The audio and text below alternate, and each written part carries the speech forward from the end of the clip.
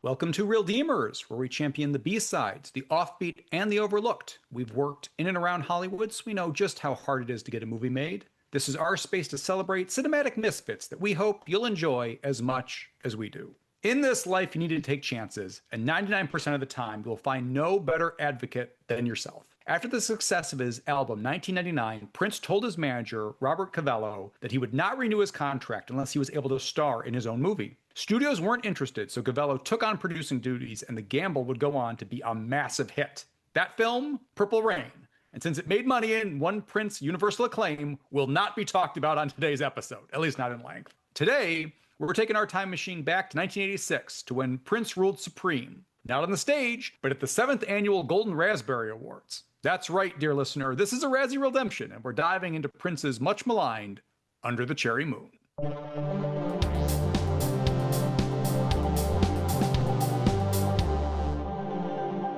I'm one of your hosts, Greg Bellavia, and I'm here with Andres Anglade.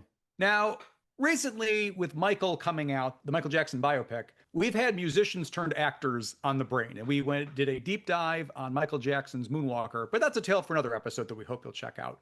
But with Jackson in the spotlight and 80s hits, our attention drifted to Prince. And Andreas, before we dive in, I know I said we're really going to be concentrating on Under the Cherry Moon. Do you have any kind of relationship to Purple Rain whatsoever? Yeah, it's a phenomenal album.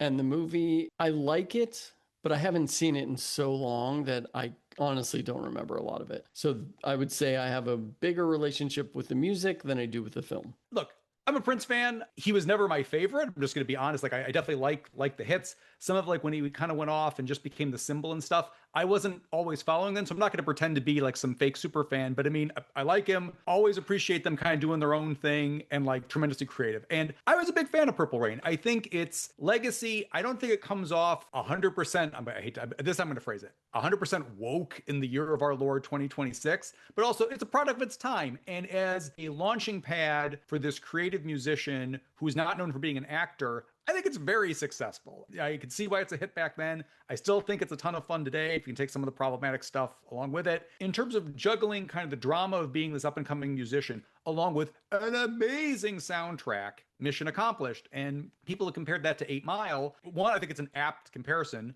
And two, I don't even think it's a bad thing. I think musicians taking aspects of their life, incorporating it in, and then kind of surrounding it with the music that made them famous. Yeah, I guess that's a license to print money, but that's a pretty successful formula, if you ask me. I wouldn't say I'm the biggest Prince fan, but that being said, there are so many of his songs that I do love, but I wouldn't follow him as I do other artists, to the point of I didn't even know Under the Cherry Moon existed.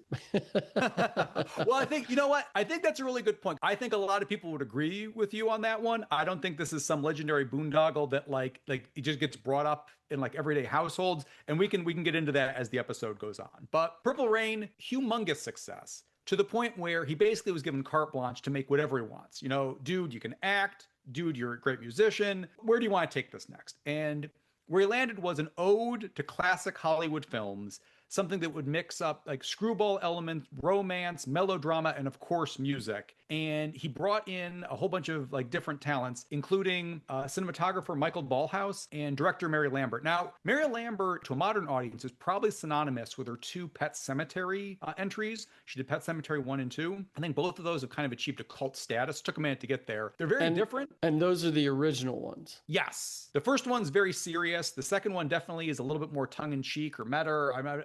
They feel differently, and the fact that they're from the same director, that's awesome. But at the time, she was an accomplished music video director, so that's why she'd be such a good fit for this project. While they were brought in, they ended up leaving. They still have their creative consultant credit, but Prince decided they would take on directing duties. And so here you have him providing the soundtrack, behind the camera, in front of the camera, contributing, you know, a lot of the elements that would make up the final screenplay. What we end up with is a little bit of I'd like to call it a juggling act. 2 balls and a machete going up in the air. Now, whether or not all that stuff stays in the air, I guess that's the discussion today. So to your point, you had not heard of this before. This was brand new. What did I need to sell? What one component of this film was the Andreas catnip to be covering it on today's episode? Kristen Scott Thomas. I'm ashamed I didn't realize this was her first film. Yeah, Andreas is a humongous Kristen Scott Thomas fan. And I do understand why this maybe not popped up, because people don't really talk about this movie.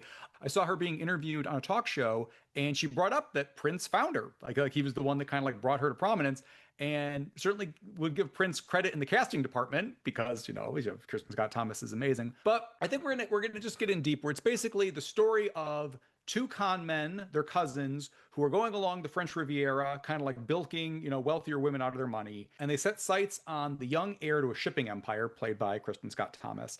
And wouldn't you know it, as the con man and, the rich young woman get to know each other a little bit better, they fall in love. And of course, complications ensue. It's the type of thing that, hundreds of Hollywood romances have built upon, here updated for an 80s audience. So what could go wrong? Again, we're gonna kind of pull it apart. But this was a first time watch for me.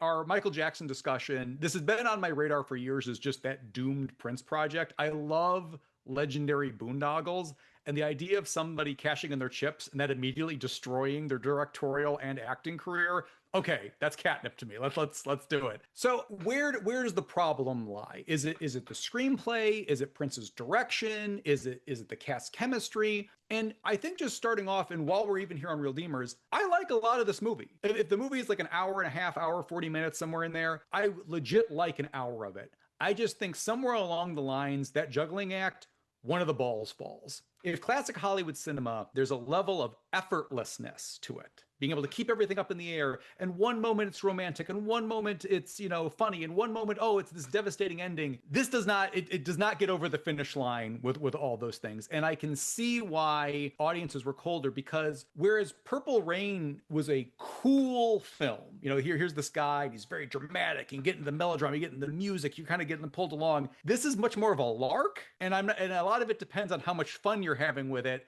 And I can see audiences maybe not having that much fun with it, but as a first time watch, what did you think? I'm with you. I actually found it kind of charming. It definitely is unique. I was vibing with the humor of it, how over the top it is. But about halfway through, the charm started to wear off, and it started to become a little bit of a chore to get through. I know you had brought this up because of us revisiting Moonwalker, so I was expecting more musical performances of Prince's songs. And the first one is around 43 minutes in, and it's fun, but I was expecting more of that. Yeah, would you even classify this as a musical? No, absolutely not. There's some music. And again, the album this tied into, whereas Purple Rain had Purple Rain, this had Parade. And Parade's a really good album, but one, not wall to wall. There's sequences where it's in the background, but it's not like, Purple Rain is a musical. This has a lot of Prince and the Revolution music, but like it's not as like ingrained into it. Also, I'm just gonna say it. There's some moments where it works great. Other times it's just kind of playing in the background, if you know what I mean. It's not always like perfectly complementing everything that's happening. And then, no offense, but I think Purple Rain's a better album than Parade. So the other problem is, I think it's one thing when you have a wall-to-wall stone cold classic and then just a really good follow-up. I'd agree with that assessment, but I do want to say I was actually really impressed with the directing, at least in the shot compositions. They're really fun and impressive. Prince is obviously a ridiculously talented person, but I was not expecting this much in the visual language of the film. That definitely exceeded my expectations, but it again needed to hold the story together for the duration, and inventive shot compositions are only part of a film. So I'd say the last 40 minutes were really tough for me. Well, also in the last 40 minutes, that's when it gets more dramatic. Yeah. And I think you're trying to hold, like, if this, would this have, I know we'll get into what we would change, how to give it the Razzie Reeldemption, but I just think food for thought, would this have held better as just a straight front to back screwball comedy? I think so. And that's kind of what I was going to say for my Reeldemption remake, is that they needed to hold that humor. Yeah, it's tough. Because I say they should have held the humor, but even in the last 15 minutes, which were really tough for me, there's a moment when Kiss starts playing and they start making out in the car. I was like, this is an iconic moment. This is great. Only to be completely ruined by two drunk homeless guys cheering them on. I could, okay, let's take a pin in the Kiss in the car. Like, guys, we're gonna be picking this apart as we go. It's Prince being a charming little scamp and running around, France. Everybody thinks he's the coolest cat around. He's there with his cousin, played by Jerome Benton, who had been kind of in the world of Prince, the Revolution, More Stay in the Time. He had been in Purple Rain. It's interesting, like he and Prince were friends And because Prince was like kind of like running the show, he cast him as his cousin and like best friend here in the world. And Benton's also up for like one of the Razzies. I love the confidence of Prince and being like, yeah, my buddy's funny. I'm gonna put him in. He's gonna be my sidekick. And they get up to shtick and like, the oh man, the stick in the mud rich people just don't get how cool, Prince is. And he gets up and he does a little performance. And it's things that you would expect with kind of a fish out of water type scenario like this, of like, here is this brash guy kind of taking on high society, and he's winning over like this woman who's also a little bit like holier than thou. Again, there was two comparisons that came up on complete opposite ends of the spectrum. There's a movie from the 30s, One Way Passage, where the setup is it's a convict being brought back to the States to be put to death, who meets a socialite aboard an ocean liner, and she has a terminal illness. And they end up having this very lovely little romance, but they never want to give on that they're doomed to each other. There's a subplot with con artists on the ship who are trying to free the convict and kind of people in their sphere or whatever. It's kind of funny. It's kind of like humorous at times, with kind of the antics they get up to. And when the ending rolls around, it is legit devastating, like tears in your eyes. And that is what this is going for. And it's not that it can't be done. It's just it's a really fine-tuned production that can pull that off. Here, like you said, this thing looks like $1,000,000. I cannot stress what a good looking movie this is. And the Michael Ballhaus like cinematography. Gorgeous. Ballhaus has been working with German director Rainer Werner Fassbinder for years. I'm a huge Fassbinder fan. Fassbinder's awesome. Like, check his stuff out. But like, one of the things is great cinematography. Pulling him into this, that is the ace in the hole here, because Siskel and Ebert had this on their top 10 worst of the year list for 1986. So in addition to the Razzies, like they were harping on it. And I'm not going to say I don't get the problems, and as we go through, we'll address them. I just have a hard time calling anything terrible that looks this good. And not to say that can necessarily get you out of all the problems, but like, there's plenty of bad movies that I've seen that I won't remember shot composition, like some of the stuff that's happening in here. Agreed. Like I said, I was so impressed with the camera work in this film. On the opposite end of the spectrum, on this subject, the other movie I thought of just randomly was Pauly Shore's Son-in-Law. You ever see that one? Yeah, I actually have seen that one quite a few times. Not in a long time.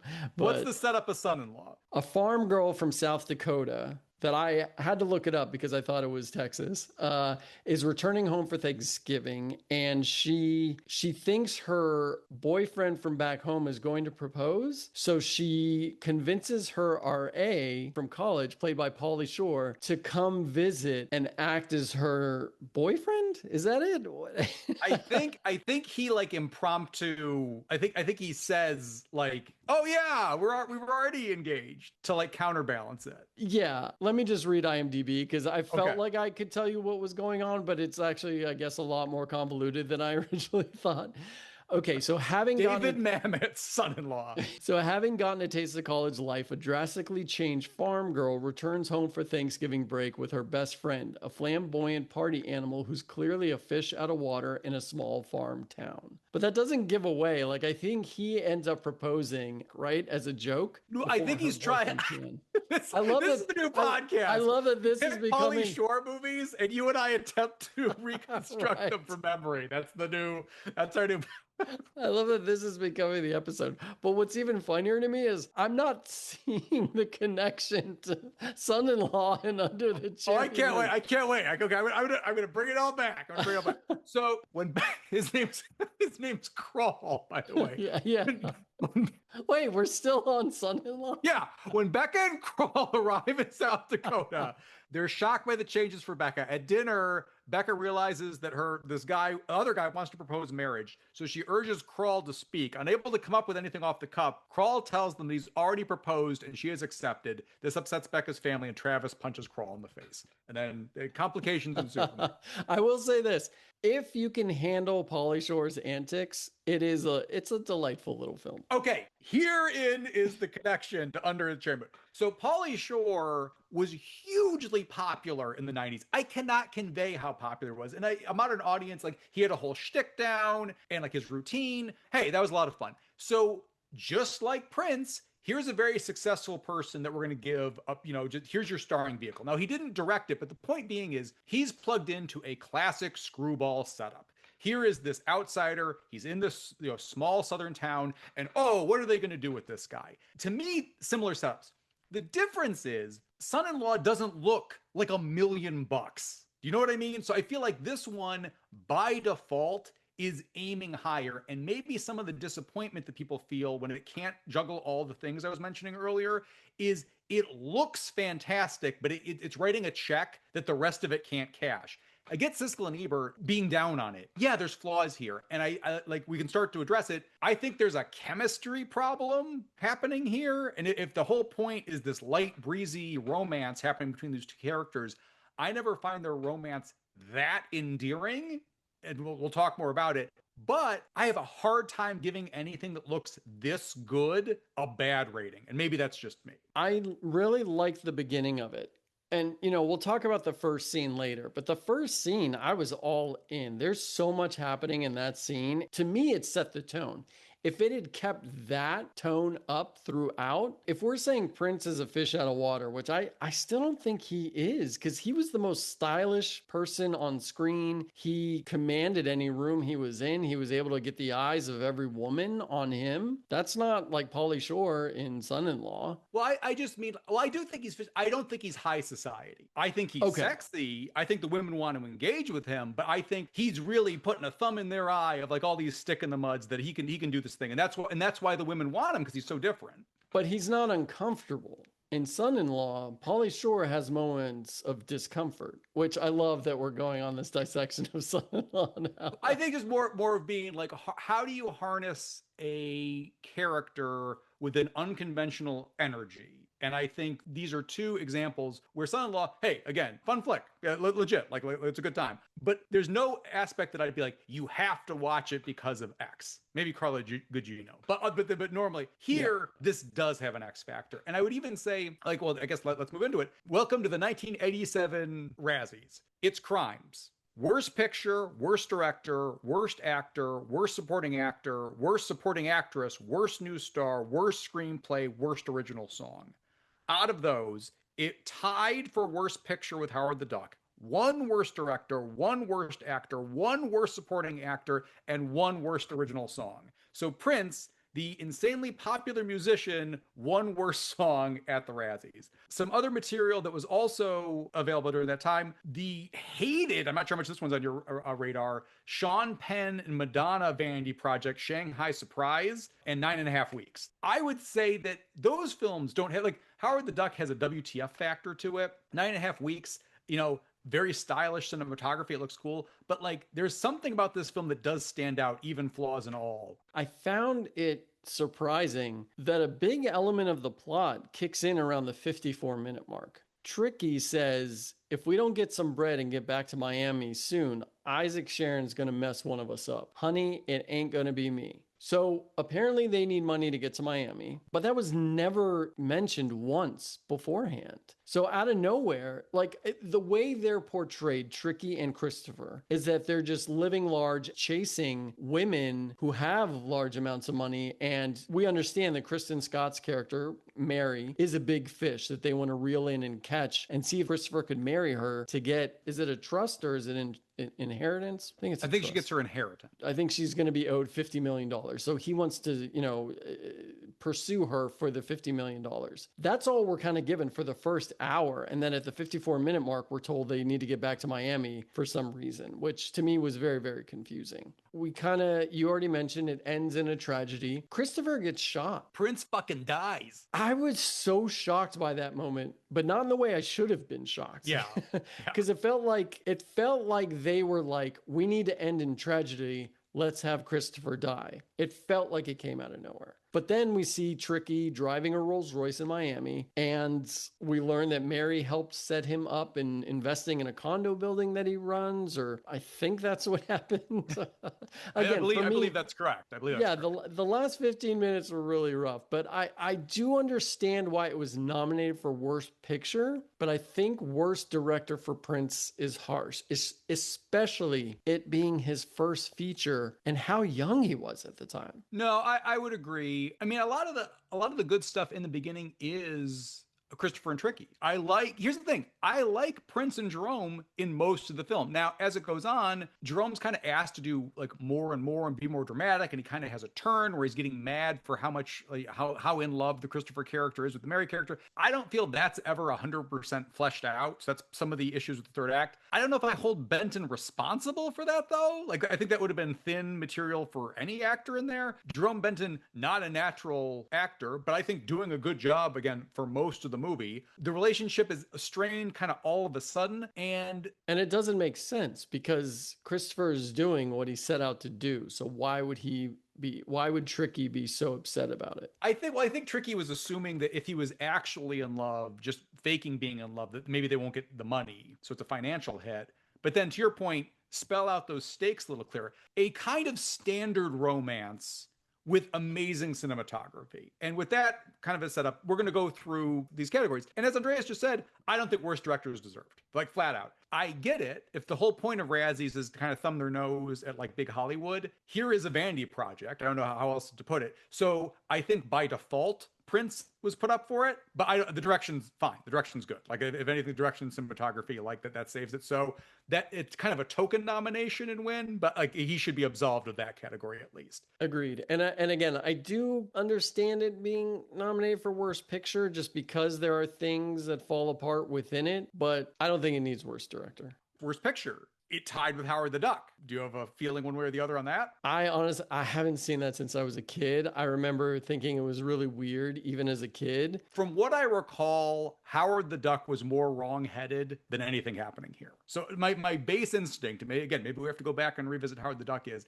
I feel like Howard the Duck is a worse film than this is. Okay. Worst supporting actor, Jerome Benton. I think it's being a little harsh, but my official stance is I guess with a shrug. I'm there. For large portions, he's a lot of fun. I just feel like they put too much on his shoulders. I think that's the best way of saying it, just because once he starts to do the dramatic turn, that's where the weakness starts to show in his acting abilities. Even though we just said he's not a natural actor, this is his first role, right? He had been in Purple Rain, but he had more heavy lifting here. Yeah. Okay. You know what this reminds me of? Ariane, the Tracy Zhu character from Year of the Dragon, where it's like, if they were given a smaller role, hey, no problem. You're giving it to somebody who's not like classically trained, but you're giving them so much to do, including trying to sell the end where Prince fucking dies. Yeah. That's too much. That's too much for them. All the moments he has with Prince are great. You feel their chemistry, you feel their charisma together, and they have a lot of fun. And that's it. This movie does fun well. I don't think this movie does drama well. And for most of the movie, it's fun. So most of the movie, I like it. But it's that drama. And again, that's the juggling act. And that's why I mentioned before Machete. I feel like this tackles some of the harder stuff. For most of the movie, I'm in. It's just like when it gets to the one of the balls, just not as good as the rest. But that's it. Okay, maybe the most painful part of the episode. Kristen Scott Thomas up for Worst Supporting Actress and Worst New Star. Before we talk about her performance, can we talk about her screen introduction, Greg? I would love to. It's Mary's birthday party. All the guests are there. It's high society, everyone dressed to the nines. And then we see Mary come down the stairs, listlessly walking through the house and out the door in nothing but a towel. And then she opens her towel, displays her naked body to the entire crowd, and says, "How do you like my birthday suit? I designed it myself." That's a hell of a way to introduce someone. And that being your first role on screen, that's amazing. And just for the record, you don't see anything. Yeah. Sorry. That's thank you for that, because with a film by Prince, who knows what you might see. But her obvious charisma is on screen. You know, she then walks through the party. She jumps on stage and says, "Let's get this party started," kicks the drummer out of his seat or pushes the drummer out of his seat, and then proceeds to start playing the drums. The world seems to not exist when she notices Prince standing there. The synth drums on the zoom in into his face as he looks at her seductively is phenomenal. And then we cut back to her matching the zoom shot, and she's suspicious of him. Who is this mysterious man at my birthday party? I love that introduction. But yeah, like Greg said, she was nominated for Worst Supporting Actress, Worst New Star. Look, I spoke about her being my favorite actress at length in our Only God Forgives discussion. And to me, it's interesting seeing this film through the lens of the actress we know she is today. We know what she's capable of. So I wanted to separate that into her performance, but I'm obviously biased. So I do want to ask you, Greg, if you think this performance is worthy of those 2 nominations. No, I think this is Prince hate. I think this is because it's an ego project. They're going after her. I probably would have had a crush on her had I seen this at the time. I'm not even kidding. I have a natural inclination to want to defend Kristen Scott Thomas because I am a Kristen Scott Thomas fan, but I'm going to tell you like it is. If I didn't think she hit it, or if I'm like, yeah, coming out of the gate, it wasn't good, I think she's fine here. Again, I think their romance maybe isn't the most convincing thing in the world, but I'm never like, oh man, it's basically they're just two different personalities. And as we get into what we would do in the movie differently, we can maybe explore more of that. But I don't hold her responsible. No, no. So she was recently on the Jonathan Ross show, and he asked her about this role. She said she had been doing a play in Burgundy. She got a call from a casting agent saying Prince was going to make a film in France and wants local actresses to play the smaller parts. She went, and during her audition, they asked her if she wanted to audition for the lead. As a fan of Prince, she was blown away by that question. She auditioned, and she got the role. The other guests with her, Catherine Ryan, who's a comedian, asked, "Do you think he wants a romantic relationship with you?" Kristen responds, "No, I'm afraid not." Jonathan Ross responds, "I met him once and he could have had one with me. I'm telling you, he was gorgeous." He then mentions that Prince later wrote a song for Kristen. She says, "Yes, I was doing a play in New York. He asked if he could get tickets to come watch it. He ended up buying out the whole row so that no one would bother him." Catherine interrupts and says, "Sorry, I'm not sure you understand men. I think he really, really, really wanted a romantic relationship with you. He wrote a song about you. He bought all the tickets." And then Kristen responds with, "If I told you the title of the song, you'll probably understand." Greg, do you know the name? I do not. It's called Better with Time.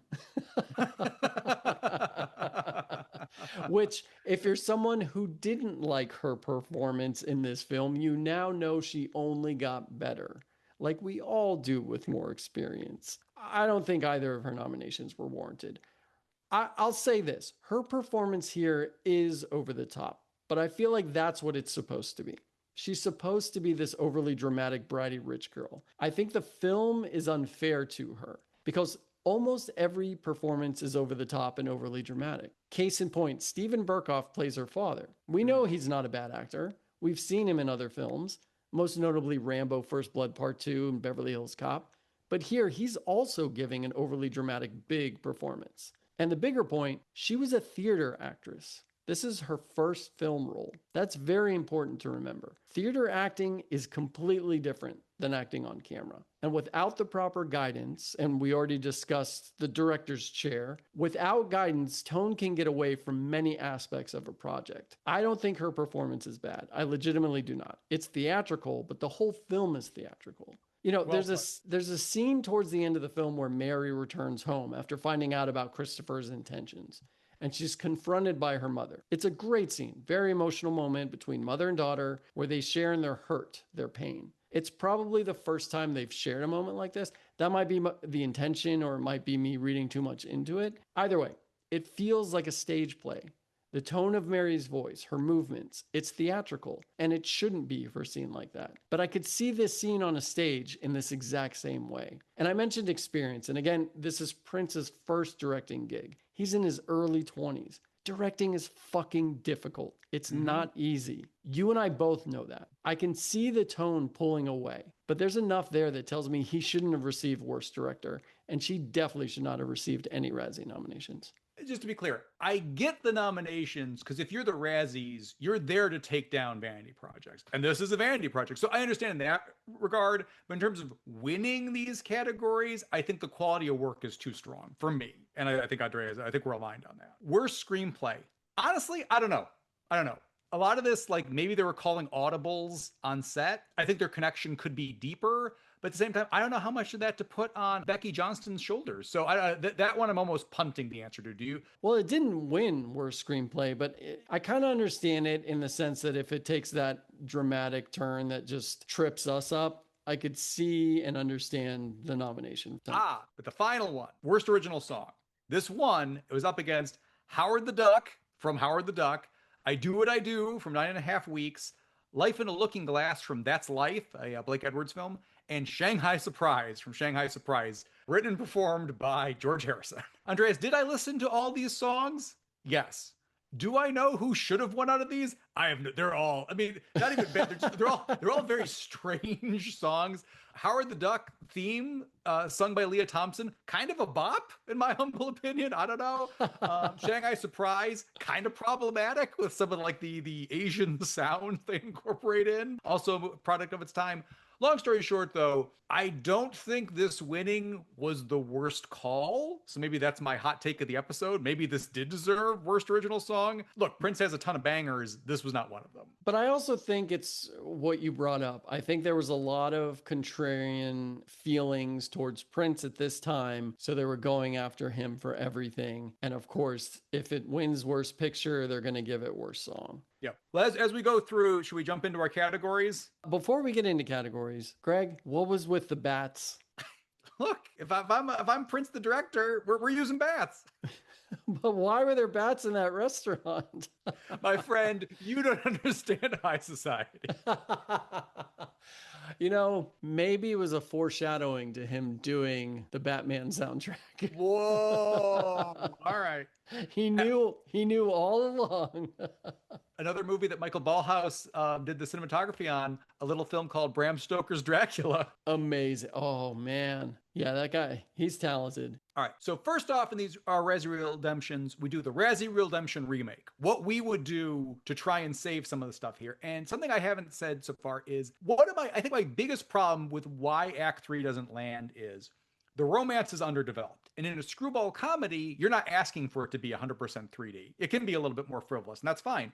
But for something where I need to care about Prince fucking dying at the ending is on his end, he never opens himself up to her. I don't feel like he ever gives her the real Christopher. There's no story about, oh man, when I was growing up, here's the things I had to do to survive or whatever. He's never real with her. So I feel like when they're connected at the end, I'm like, he's still the same Christopher we saw in the beginning of the movie.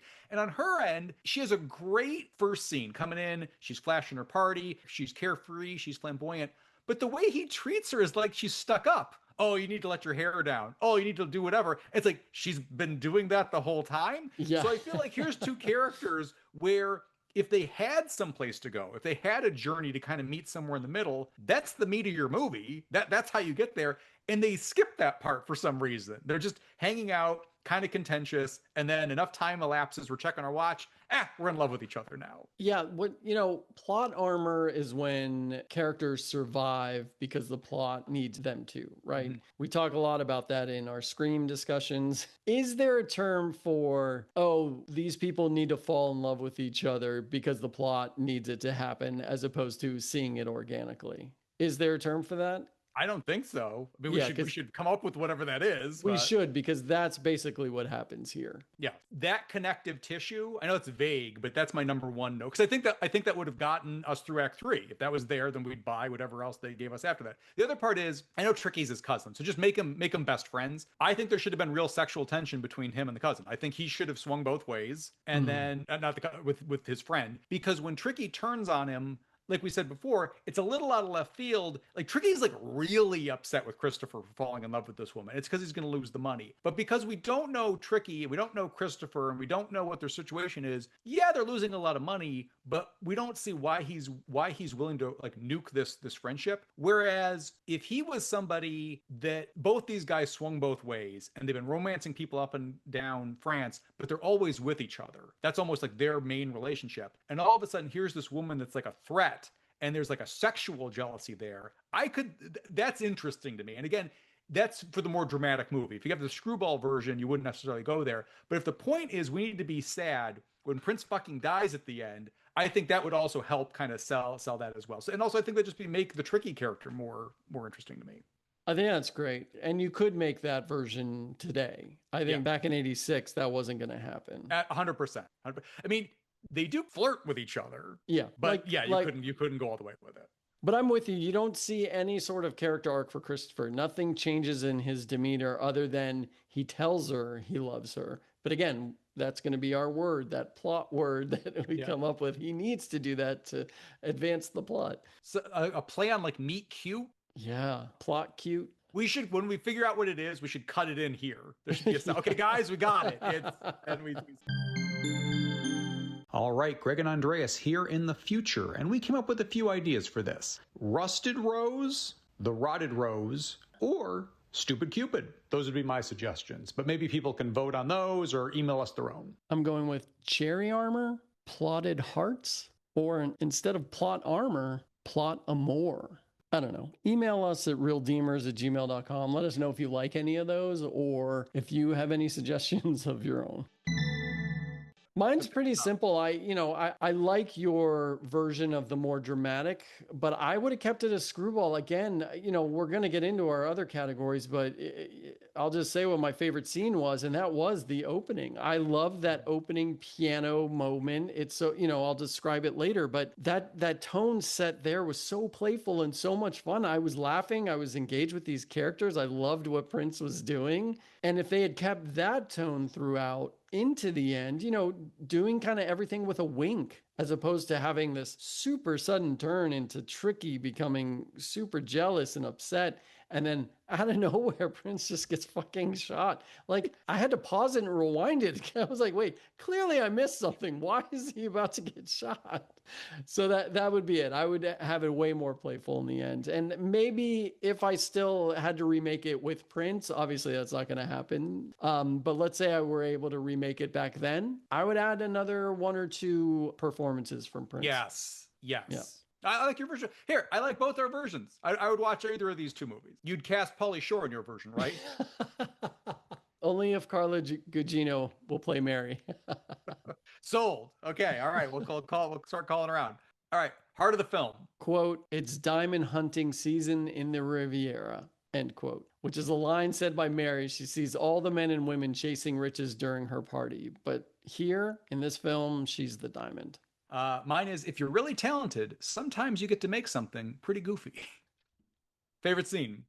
I already mentioned it. It's the first scene. Again, it's hilarious. It's him as a piano player at a club or bar, and his cousin Tricky keeps sending him napkins as Prince is trying to seduce a woman across the way. And each napkin has a different message on it. And Prince keeps rejecting them, but then he reads them quickly and scrunches them up or tears them up as he's still trying to play and seduce this woman. But there's a couple where he throws them back at Tricky. Again, he's just having so much fun in this scene. And one of them, there's one shot where you see, building up to this particular shot, you only see one napkin at a time, but there's one shot where there's clearly 7 or 8 napkins and in front of him, and one of them reads, "Rent is due, cousin." I just really like the tone it sets. It's playful. There's a natural charisma between Prince and Tricky, and it's great at establishing their relationship. And all the while, Prince is trying to seduce a woman. I go back to, there is a natural charisma with Prince and Jerome Benton. That's why him being nominated and winning the Razzie does hurt a little bit. We get it, but also there's a lot of good stuff in there too. I think that gets lost when you're just reading, oh, it's up for these Razzies. That's a good one. Also, that's a nice way to open this movie. Again, there's a lot of good stuff in here, and it takes a minute for the wheels to start to wobble on it. This was actually a scene. This is a strange one for me. Late in the film, Mary's angry at Christopher, and they're in her car, and he's kind of acting like a brat to her. And when he finally starts to win her over, the song Kiss kicks in, and they're kissing in the car. And I went from being kind of like, ugh, what is this scene, to immediately, it totally won me over. And I'm like, because the music's so good, and it's his music. Here we are in his movie. And yes, 2 homeless people, 2 unhoused people yell encouragement from off to the side. Maybe that's not the best decision. So I don't know, favorite moment, that moment where they connect, I'm in. And it goes from me being a hostile audience to me being in, right back to me being a hostile audience again for the last 10 minutes. But that scene's pretty cool. It really is. I had the exact same reaction. I actually sat up in my chair on my couch. I sat up being like, yes, this is where we're going with this film. This is going to be the tone moving on from here. This is what we've been leading to. And it is such a powerful moment. And then, like you said, the last 10 minutes just they tear it up like a message on a napkin, Greg. There's one other thing in the last 10 minutes that will get a shout out, but we'll get there. We'll get there in a moment. A couple other scenes I want to call out. There's a great moment. There's a woman that Christopher has been seducing, and he's at her apartment. She listens to a message on her machine, and I believe it's another gentleman she has a relationship with. And the gentleman, you hear him on the machine say, "I called you 5 times last night. Now, where were you?" And then Prince answers, "With me," while playing the piano. And basically, there's a back and forth between the machine and Prince that I thought, again, was so playful and so clever. And his charisma and charm oozes off the screen. And if we just kept that tone throughout, it would have won me over. Yep. Also, I'll say the birthday party, a lot of fun, just a great energy. Like, like them kind of seeing each other across the way. That's great. Her introduction, the weird little dance scene exposition. I thought that was cute. That energy, A, it's just good. And B, guys, I'm sorry, broken record, but if that was maintained front to back, yeah, we would have a 100% winner on our hands. Yeah, there's also a great scene where Mary, I forget the exact line that Prince says to her, but Mary's pacing back and forth in her house, trying to come up with a clever retort to something Christopher had said to her. Oh, I'm giving thumbs up. I'm giving 100%. I'm so glad you're mentioning this. Yes. It's such a great little scene. Like, it's not even really needed, but it just, to me, it was just a delightful scene that gives another look into her character. And it shows that he's wormed his way under her skin, despite her, and she knows the second she sees him what he is. He's a con man, and she cannot stop herself from being charmed by this guy nonetheless. And that's cute. Again, first hour, I'm in, man. You're going dramatic. Ugh, okay. All right. I guess we're doing this. And then she we see her walk into the club where Christopher is working. And then she tells him the line, and he just looks at her and says, "You've been rehearsing that line all night, haven't you?" Yeah. And that's great. That sort of playfulness works. The cars racing, that looked fantastic. So I don't know, there's a lot of good stuff in here. I do love in that scene, she pulls up to him. She's in a Porsche, and she just looks at him and says, "Do you want to race?" He settles and he says, "On your mark," and she just takes off. Yeah. I love that. Hey, it's playful. Question for you, though. In my research, I saw a clip, someone had posted a YouTube short where they showed an interview with Kristen Scott Thomas on the top, and then on the bottom of the frame was the racing scene, but it was in color. It was shot in color. Oh, okay. I think I had read online that there was a music video that accompanied it that was in color, but I don't think so maybe that was part of it. Maybe it's that. Yeah. Okay. I'm curious. This looks that's a good question. This looks great in black and white. I'd be curious for the color, because that's the other thing. We'll hit favorite shot in a second, because I'm going to ride this into MVP. My MVP, Michael Ballhaus, because I think it looks great. And again, a lot of his color films also absolutely gorgeous. So it's nice to see. He went from here onto some other big hits in the 80s, but he worked a lot with Martin Scorsese. Last Temptation of Christ, Goodfellas, The Departed. I mean, this was a very talented guy. Prince could, out of all the directing decisions Prince made, that's quite possibly the best one. Yeah, he's my MVP too. This is such a beautiful film. Excellent. Favorite shot? Coming off of talking about the cinematography, there are so many stylish and cool shots, but my favorite is in the opening establishing shots of Nice. There's this gorgeous quick shot of a piano set up cliffside. We never get closer to it. We never return back to it. There's just something about a lone white piano hillside in a Prince movie that just hit me the right way. There's just something very poetic and beautiful about a shot like that. Well, the one that I thought was going to be my number one was during the party. There's a conga line, and it keeps going up and down, and you're following it as it's going up and down. Other people are having conversations. It's a really well laid out shot, because it takes a minute to kind of go through the whole thing. And that level of dexterity, both from Ballhaus and Prince, I'm like, that's pretty cool. And there's other moments like that, but that one stood out. And for a long time, that was my number one. But late in the film, Christopher and Mary finally consummate their relationship in a cave, and it's them hooking up, and this gorgeous cinematography. And it fades into them together, but then superimposed onto the palm of her hand. If you just, as it's kind of fading into one section, into the other section. And that moment, it's just such a lovely image. And also the main event of the movie, they're finally together. This is going to be the height of their love before he's struck down in the scene coming up. That at least landed. Now the drama leading up to it and the drama after it, and we're talking within 30 seconds on either side, that's not going to support it.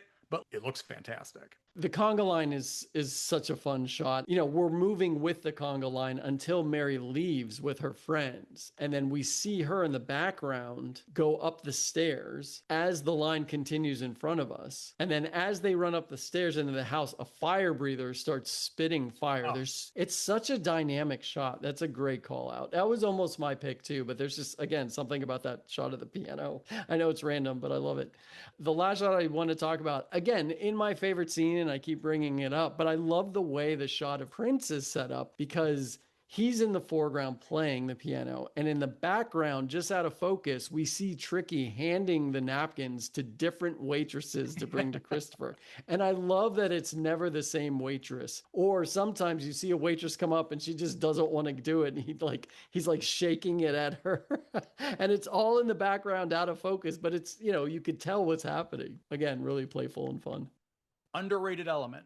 For me, it's the style of the film. The ambiance, the locations, the costume design is super cool. I wish I could see the color version, but in black and white, it all looks phenomenal. You know, this is the first time we've ever been in an episode where I'm calling an audible, and I don't take it back, but I think another answer is better. My runner-up, Stephen Burkhoff as the father figure. You know, he does not want that Prince boy dating his daughter, and look, that's a thankless role, but I think he brings the right gravity to it, and like he takes it dead serious in the midst of this silly film or this bauble of a film, whatever you'd call it. He is bringing his A game to be like, take this, you know, dead seriously. I respect that, but you know, I'm gonna have to overrule him with Francesca Anise playing Mrs. Wellington, and she is the conquest from the opening. He is who Prince is playing the piano to. They have a little relationship, and the beauty of her character is she never gets jealous. She's hooking up with this guy. This is fun for her. Later on, she's hooking up with the Stephen Burkhoff character. She's getting her kicks. And she's even rooting for Prince to be with Mary towards the end. Because, hey, I'm here for young love. It's a very lived-in, wise performance. And you could have played her like a shrew. You could have played her a couple different... She's one of the villains, trying to tear him apart. She's telling Stephen Burkhoff where they are at the end. And instead, she's trying to help him. And she's got like this knowing smile as he's going off to like pursue her. And I thought it was really kind of a very graceful performance in this film that is filled with a lot of over-the-top moments. I thought she, like Burkhoff, brings a nice grounded quality to it. That's a great answer. I think I want to change my answer to that just because of how you described it. There's a quiet confidence in her that resonates throughout the film. And like you said, she doesn't get jealous. Christopher knows it too. Like they don't get jealous of each other. There's a little bit of playful jealousy where he calls her out for being with the other man, but he doesn't let it affect him. Yeah. It's surprising that they show a relationship like that being so mature. Yes. And I guess that's one of the more serious parts that works, that doesn't get like buried by the rest of it. And I think that could still stay in almost the screwball version, like to have that anchor, that confident, serious anchor. And I mean serious as in like there's a genuine person in there. And yeah, I love it. I love that she encourages him to go after Mary. Yeah, I'm changing my answer to that. All right, our first ever double audible, same category. So there you go. All right, who's having the most fun other than us? Come on, Jerome Benton is Tricky. Is that I'm gonna say Prince. Yeah, I think Tricky's having way more fun. You know, I will say this: Prince, star Purple Rain. Maybe we'll talk about Graffiti Bridge one day, but I think Jerome Benton, this is his moment. Yeah, he will always have Under the Cherry Moon. You know, I will back your play. I will say yes. He's given a lot to do. He's having a lot of fun. He gets the big dramatic. I think he's having more dramatic moments than Prince is in this film. That's a good point. I can't argue against Prince. Like he is having a blast in this. Oh, I don't even mean, I'm actually going to go with you. I think the character of Christopher is having more fun than the character of Tricky, who gets conflicted. But I think Jerome Benton, this is his moment. This is his film where he gets to play all these different things. So I'm going to have to, I agree with you. I think we have to give it to Jerome Benton and Tricky. Yeah. What scene would you show someone to hook them? I keep going back to it, but it is that good of a scene. It's the opening piano scene. You know, I'm going to go the birthday party. That's a great one too. There's so much kissing going on as they cut to different people in the crowd. And then there's even a moment where They're these two young kids. I don't know how old are they? Like 10? Yeah. 10-year-olds, and they see a woman walk up and they start, I think they're like hissing at her, at an attractive woman, maybe in her 20s or 30s. And then we cut to them later and they're following her, or they're flanking her, and they say, we have Porsche, we have cable. How about it, baby? That was all. I think front to back, that's my favorite scene. But I think the high of the movie is that car where Kiss kicks in. I get if nothing matches. You said you sat up.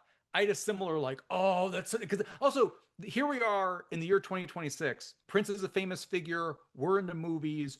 You and I had no idea that moment in the car was coming. That was the beauty of it. That's never been spoiled for us. And it kicks in, and it's like, oh my gosh, what a cool moment. In terms of camera work on display and the cast delivering and the screenplay meeting the movie where it needs to, that is the birthday party. Oh, who's that guy? Oh, I've got the eyes on this girl. Wonderful color in the supporting characters. Like you said, the composition, like how rich that is to kind of pull off some of that stuff. I think if you showed people that scene, they'd want to see the rest of the movie. So I bet that's one I keep kind of coming back to. But yeah, there's maybe more cool stuff in here than you would expect. I can't argue against that. And it has one of the best character and actress introductions ever put to film. Okay. Our favorite t-shirt quote. Madam, I do nothing professionally. I only do things for fun. I mean, that's it. I mean, that's the meat of it. Tricky, because it's a full moon. I'm a werewolf, bitch. Kiss my ass. It's so good. He had so many good lines. One of my runner-ups was Tricky saying, "Give me a dark room and a Sam Cooke album, and I'll show her the real fun." One other line I have to call out. Christopher on the phone says, "If I was anything other than human, I want to be the water in your bath."